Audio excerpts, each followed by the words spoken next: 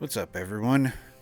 It's Trevor here with Grain Free Me, and today we're going to be going over my pizza crust recipe, which makes two 8 to 9 inch pizza crusts. We're going to start off here with 100 grams of mozzarella cheese,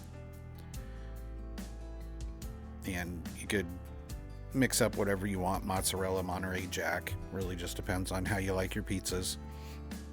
We're also going to need 2 eggs and 40 grams or 2 tablespoons of softened cream cheese. I'm going to need a pack of my pizza crust mix, a couple of pans, 2 sheets of, I use 10-inch round pre-cut parchment paper. You can get that off of Amazon, and it really doesn't matter how you mix this. Generally, I would do this in a stand mixer, but I hadn't tried it yet with a hand blender, and you could just use a whisk, even just the spatula that I'm using there.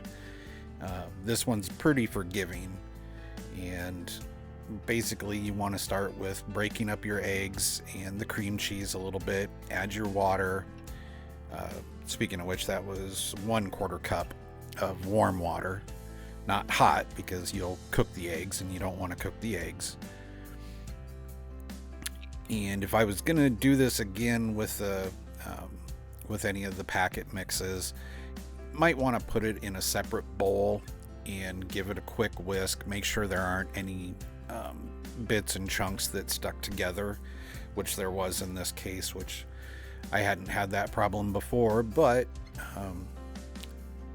this is all a learning process for me, as all these recipes are, the more I use them, the more I tweak them. So that would be one of my suggestions. Just pre-whisk the mix before putting it in with the eggs and the cream cheese.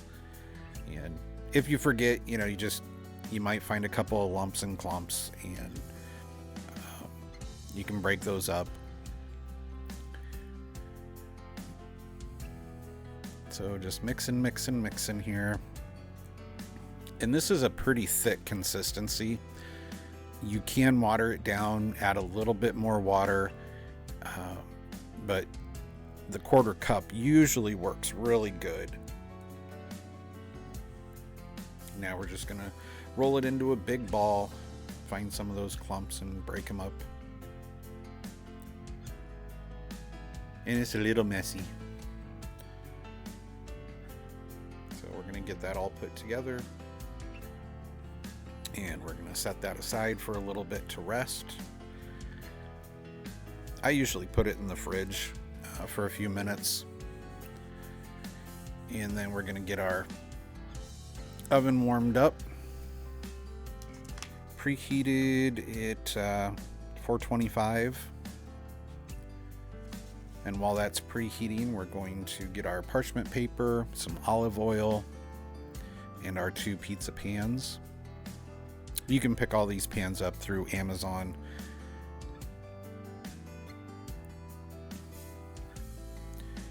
Now we're just going to double check our weight, and we're just going to evenly split the doughs. So it should come out around 200 grams or 7 ounces a piece.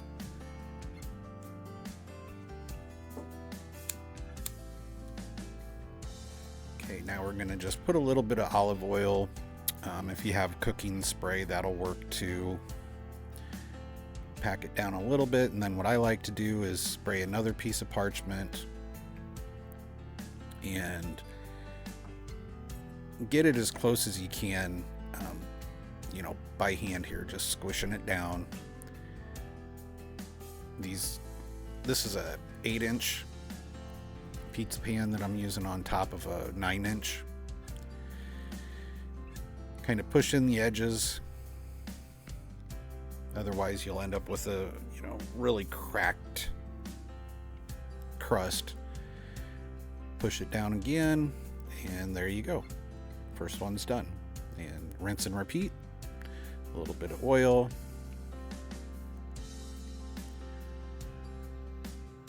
And you don't have to use the brush like I'm using. I kind of like using it. It helps spread the oil out a little bit more. Makes the dough press a little bit easier if it's spread out. And again, we're just constant pressure, wiggle it around, tuck in those edges, and then we'll press it one more time.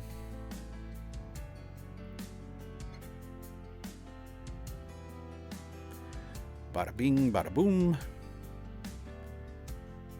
There's our second crust.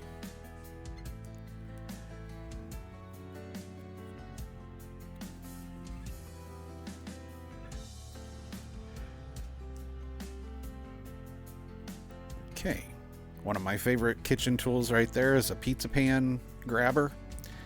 Tongs, pan tongs, whatever you want to call them. And again, you can pick those up on Amazon. Into the oven now for 10 minutes at 425. Bottom shelf helps get the bottom started. Now we're going to move it up to the top shelf for another 10 minutes. And that helps get the top evened out and browned. Still at 425. And that's what they should look like when you pull them out. At least close to it. And then what I do is I let them cool for 5 minutes and then into the freezer. And if you're going to cook them right that minute, go ahead. Otherwise, what I usually do, I usually make a batch of 4 or 6, and then I vacuum seal them so I have them when I need them.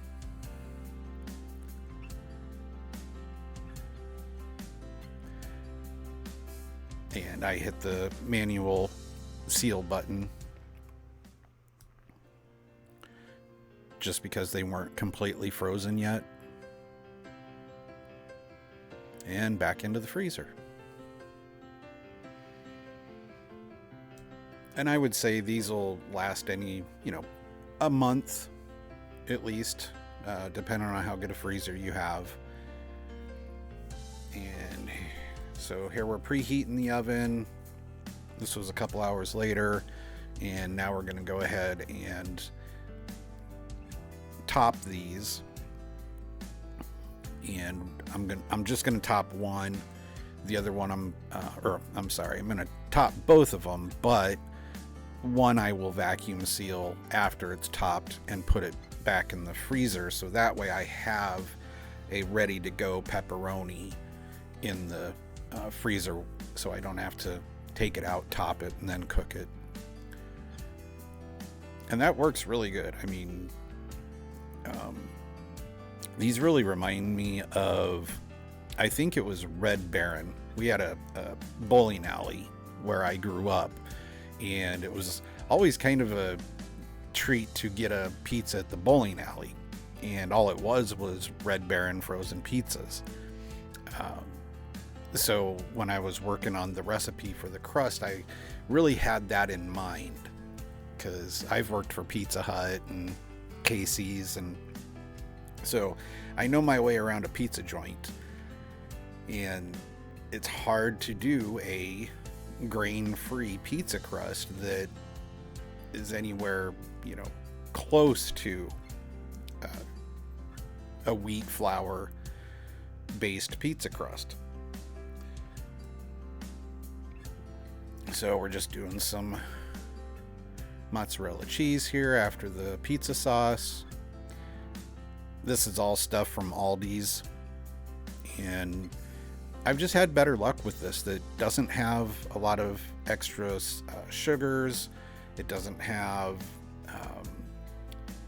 any of the, a lot of the times you'll find wheat in all of it. And the pepperoni is just straight up pepperoni, nothing really added to it.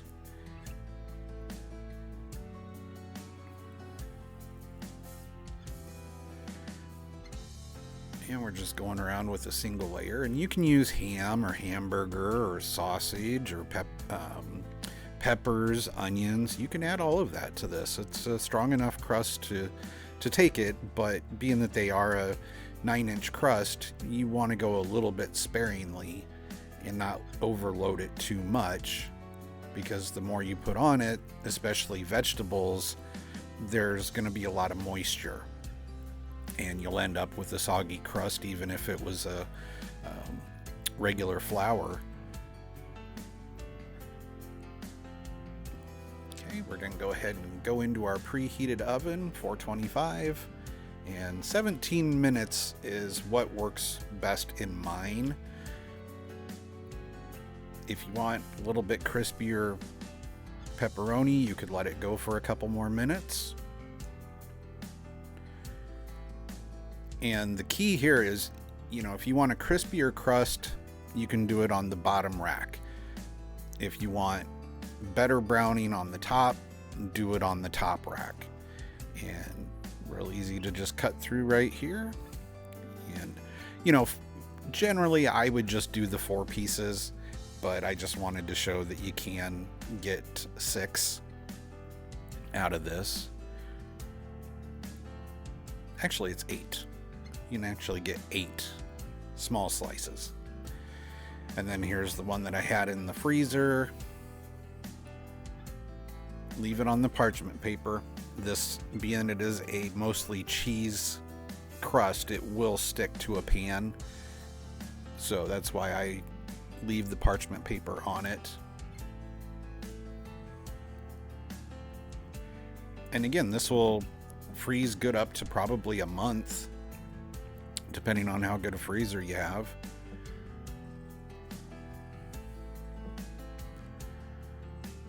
And that's about it. So that's going to go in the freezer, and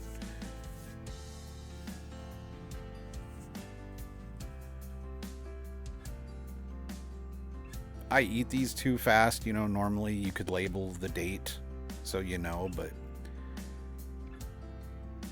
there you go. Thanks, guys. Have a good one.